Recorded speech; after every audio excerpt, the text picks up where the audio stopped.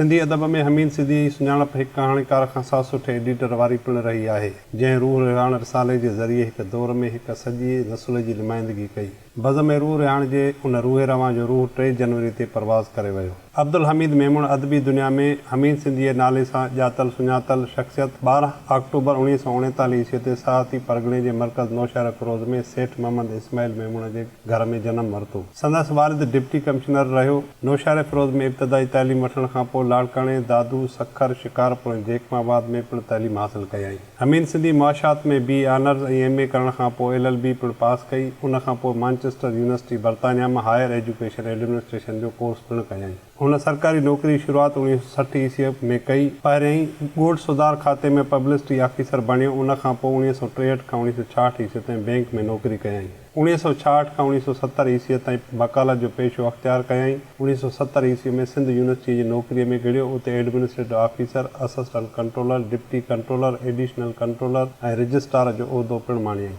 1976 खां 1977 ईस्वी ताईं तालीम खाते में डायरेक्टर रहियो। उन खां पोइ इंस्टीट्यूट ऑफ सिंधाला जो एडिशनल डायरेक्टर बि रहियो। तंहिंखां पोइ सिंध यूनिवर्सिटी टंडोजा में शाह लतीफ़ यूनिवर्सिटी खैरपुर जो वाइस चांसलर रहियो, जंहिंखां पोइ सिंधी लैंग्वेज अथॉरिटी ऐं सिंध टेक्स्ट बुक बोर्ड जो चेयरमैन थी रिटायर कयई। हमीद सिंधी कहाणियूं लिखण जी शुरूआति 1958 ईस्वी में कई। हिन ज़िंदगी पब्लिकेशन जो बुनियादु रखे सिंधी अदब जे वाधारे लाइ कोशिशूं वरितियूं, पर संदसि अहम कारनामो रूह रिहाण रिसालो जारी करणु हो, जेको पंहिंजे दौर जो अहम अदबी रिसालो लिखियो वेंदो हुयो, जंहिं ते मार्शल दौरनि में केतिराई भेरा बंदिश पई। पर अटकल 40 सालनि जे अरसे खां पोइ 2009 में हिकु भेरो ॿीहर जारी थियो, पर सुतत ई बंदि थी वियो। हमीद सिंधीअ जे छपायल किताबनि में सेमी, उदास वादियूं, वीरियूं, राणा जे रजपूत, जागबतूं जे जीअ सां, सोनी ज़ंजीर, सूखी धरती, आरी अची शाल, महराण जूं चूंड कहाणियूं, दर्दबंदीअ जो देस, कण कण रेत में समेत केतिरियूं कहाणियूं ऐं ॿिया किताब शामिल आहिनि। जॾहिं त हू हर साल शाह अब्दुल लतीफ़ भिटाई जे उर्स जे मौक़े ते थींदड़ अदबी कॉन्फ्रेंस में मुख़्तलिफ़ सुरनि ते पेश थियल तहक़ीक़ी मक़ाला पिणु मुरतब कंदो रहियो आहे। हमीद सिंधी गच अरसो बीमार रहण खां पोइ 3 जनवरी ते दमधणी हवाले कयो। खेसि नौशहर फिरोज़ में अबाणे क़ब्रिस्तान में मिटी मां हवाले कयो वियो।